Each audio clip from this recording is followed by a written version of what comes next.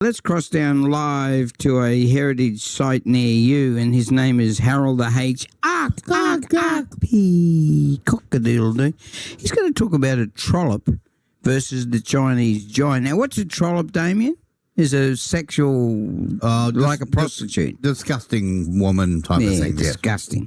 So let's talk to Harold, and he'll tell us all about it. G'day, Harold. Good morning, Danny. Nothing disgusting here. I think the listeners can relax. But certainly you'll find out what this trollop is and the Chinese giant from 1871. So it was a long time ago. Well, tell us the story, young man. Yeah, look, 1871, that was the year two great international stars visited here at Ipswich at the same time. They competed for column inches in the newspaper because it was like really a media battle, and there was no radio and TV back then. It was all in the newspaper. But only one of them, at the end, felt the love of Ipswich. Now, one of the visitors was Anthony Trollope.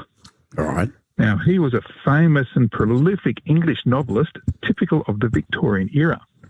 His grandfather was the sixth son of Sir Thomas Trollope, 4th Baronet, and his grandsons would inherit the baronetcy. Now, Trollope wrote his first novels when he was actually a post office inspector in Ireland, and he occasionally got ideas by reading what was in the lost letter box. Now, in the 1860s, he made world history because he introduced the pillar box of post boxes out in the street. He introduced them to the world. And in the meantime, his novels were just raking in success. Wow. So much so that Trollope, now this is not a woman, it's Anthony Trollope, he became a household name. So I don't know where Damo gets his information from. No, we looked up Trollope. We wanted to know what a trollop was, and it says it's like a naughty sexual lady. Oh, well, look, in 1871, it was Mr. Anthony Trollope who made his first trip to Australia and, of course, came to Queensland, as everyone does. In Brisbane, he was a guest of Queensland's first Chief Justice, Sir James Cockle. Trollope then boarded a coach and came here to Ipswich, where he was a guest of the Ipswich alderman, Mr. William Voles, at his Springvale garden in Newtown. Now, Voles was one of the pioneers of Ipswich. He built the first house in Ipswich, which was where the old Caledonian Hotel on Bell Street is today. Yeah, that site. And he was a very enthusiastic orchardist and floriculturalist, regularly exhibiting very fine oranges and loquats and pineapples at the Ipswich show, by the way. Now, Voles' son was said to be the first white baby born in Ipswich, and his grandson was a member of the Queensland Parliament and leader of the opposition. Now, what attracted Trollope to the Voles garden was a very interesting experiment of growing grapevines. He was trying to introduce grapevines in wider area, but Trollope was only a brief visitor, and from there he left town riding out through Cunningham's Gap. Now, meanwhile, back in Ipswich at the very same time was a giant by the name of Zhang Shishao. Zhang Shishao. That's right. The alternate name was Chang the Chinese giant. He was over 8 feet or around 2.5 meters tall and travelled the world making public appearances. Wow. Chang and Trollope were competing for the same newspaper space, and while Trollope was entertained by the Chief Justice and founders of the colony, Chang the Chinese giant swooned the common people. Wow. Yeah, and because he was telling suavely told stories from China. It was fascinating. And the accounts just recorded all. Chang wowed the town at the Ipswich School of Arts. That's where he charged 2 shillings a head to come in and see him. Wow. He attracted hundreds of visitors a night. And, of course, he was described as 24 years old and handsome with natural charm and refinement, much like yourself, Danny.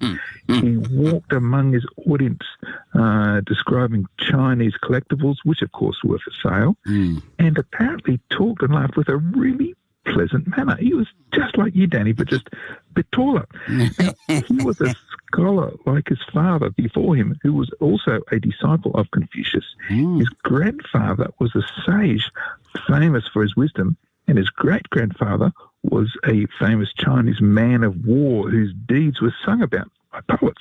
Now, Chang even invited onto stage the popular English actors Rosa Cooper and Lionel Harding, the latter who was rumoured to be illegitimately linked to the aristocracy, including his very close friend Lord Belmore, who was the Governor of New South Wales at the time.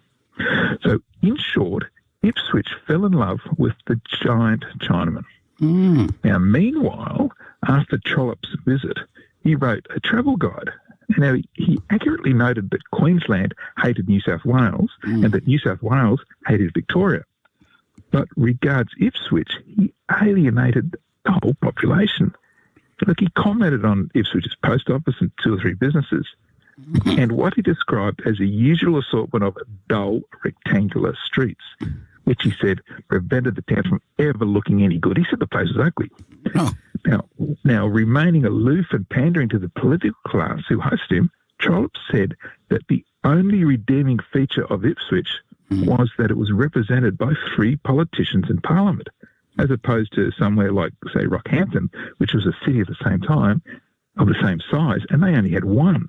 So that's right, Daddy. The one good thing Trollope said about Ipswich was its oversupply of politicians. So Nothing's changed. That's right. So in this 1871 popularity contest with the endearing Chang the Chinese giant, Trollope was universally despised and finished a very distant second. And of course, Chang the Chinese giant, you could say his name in Chinese, he remained popular the whole time. A very good story. What was his name again? Xin Chao. That's it, yeah. Xin Chao. Or Zhan Shishao. Oh, Zhang Shishao. I love how they talk like that. Shishao. I like how they say bok choy. Now, where can we find that story? Because you've written hundreds of stories about the heritage of Ipswich. Yeah, that's right. There's about 276 short stories of Ipswich, about 500 overall on my website. You can go to historyouthere.com, and of course, there's all the socials. You're a good-looking man and up on all the socials, so you can find them on Instagram and Facebook, all that stuff. But my website, historyouthere.com. Lovely having you on the program. That's Harold the H. Ark, Peacock-a-doodle-doo. You'll hear him about this time about Ipswich history and heritage right here on West Bremer Radio. It's 8:19.